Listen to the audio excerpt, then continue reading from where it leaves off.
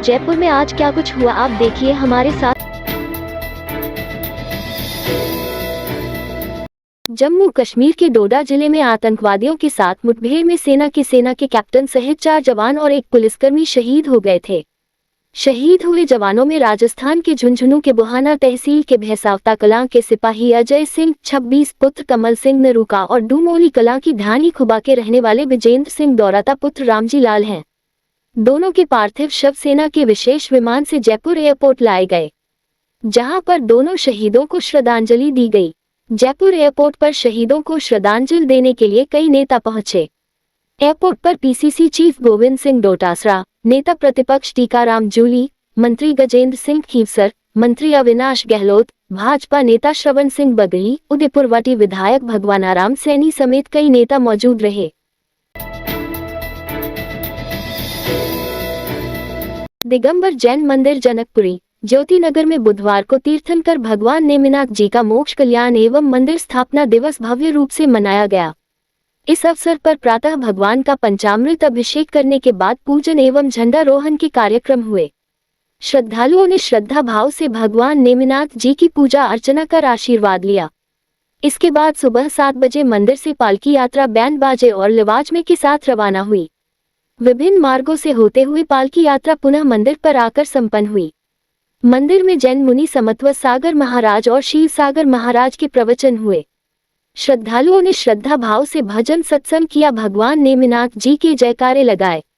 जैन मुनि समत्व सागर महाराज ने श्रद्धालुओं से कहा कि बड़े भाग हैं कि आप लोगों का जैन समाज में जन्म हुआ है। अहिंसा के सिद्धांत पर चलते हुए हमें सभी की रक्षा करनी चाहिए। चातुर्मास शुरू होने वाले हैं, इस समय श्रद्धालुओं को सबसे ज्यादा भगवान का ध्यान करते हुए अच्छे कार्यों को करना चाहिए। जीव मात्र की सेवा करना ही मनुष्य का परम कर्तव्य है। शिक्षा मंत्री मदन दिलावर ने आज बुधवार को प्री डीएलएड परीक्षा 2024 का रिजल्ट घोषित कर दिया है। ये परीक्षा वर्धमान महावीर खुला विश्वविद्यालय कोटा द्वारा 30 जून को अपराह्न 12:30 बजे से 3:30 बजे तक राजस्थान के सभी जिलों में प्री डीएलएड परीक्षा 2024 आयोजित कराई गई थी। परीक्षा के लिए आवेदन 11 मई से 4 जून के बीच आमंत्रित किए गए थे, जिसमें कुल 6,45,454 अभ्यर्थियों ने आवेदन किया था। इनमें से कुल 3,51,886 महिला अभ्यर्थियों 54.52% एवं 2,93,522 पुरुष अभ्यर्थियों 45.47% तथा 46 अन्य अभ्यर्थी थे।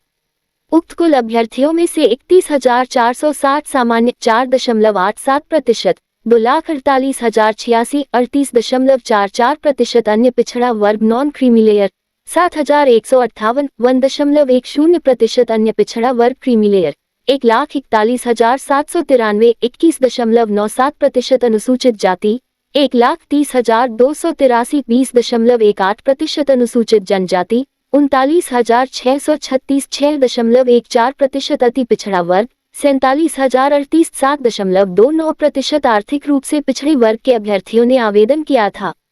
विश्वविद्यालय के कुलपति प्रो कैलाश सोडानी ने बताया कि इस बार परीक्षा में नवाचार करते हुए लागत कमी एवं पर्यावरण को ध्यान में रखते हुए हिंदी व अंग्रेजी माध्यम के प्रश्न पत्र अलग अलग मुद्रित करवाए गए, जिससे मुद्रित की जाने वाली प्रश्न पत्र पुस्तिका के पृष्ठों की संख्या केवल 24 ही रह गई। कुल अभ्यर्थियों में से 6,30,173 97.63% अभ्यर्थियों ने हिंदी माध्यम की प्रश्न पत्र पुस्तिका प्राप्त करने का विकल्प चुना एवं केवल 15,281 2.37% अभ्यर्थियों ने अंग्रेजी माध्यम में प्रश्न पत्र प्राप्त करने का विकल्प चुना। परीक्षा राजस्थान राज्य के 33 जिलों के 1917 परीक्षा केंद्रों पर आयोजित की गई, जिससे कुल 5,95,047 92.19% अभ्यर्थियों ने परीक्षा में भाग लिया।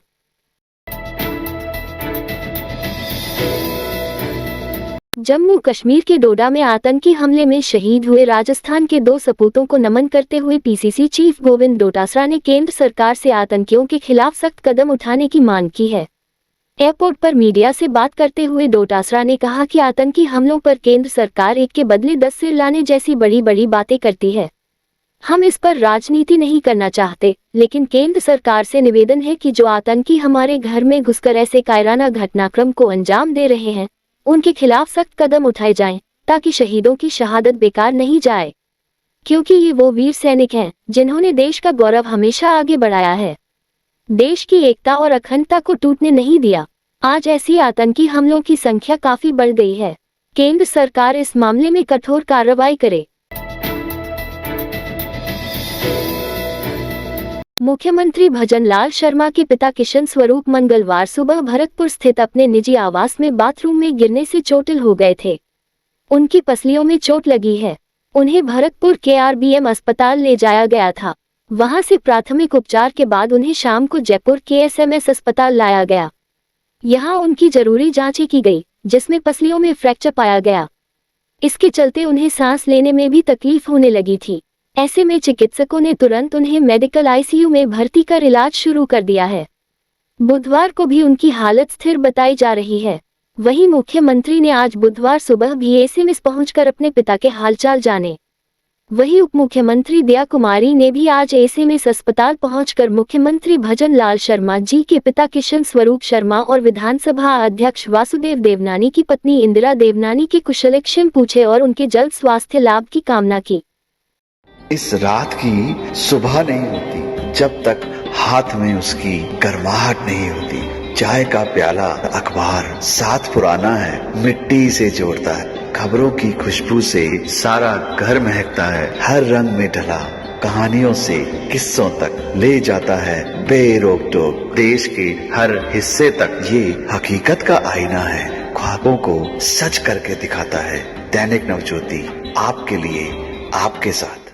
ये थे आज के मुख्य समाचार। विस्तार से जानने के लिए पढ़ते रहिए दैनिक नवज्योति। दैनिक नवज्योति के YouTube चैनल को सब्सक्राइब करें और ताज़ा अपडेट के लिए बेल आइकॉन दबाएं।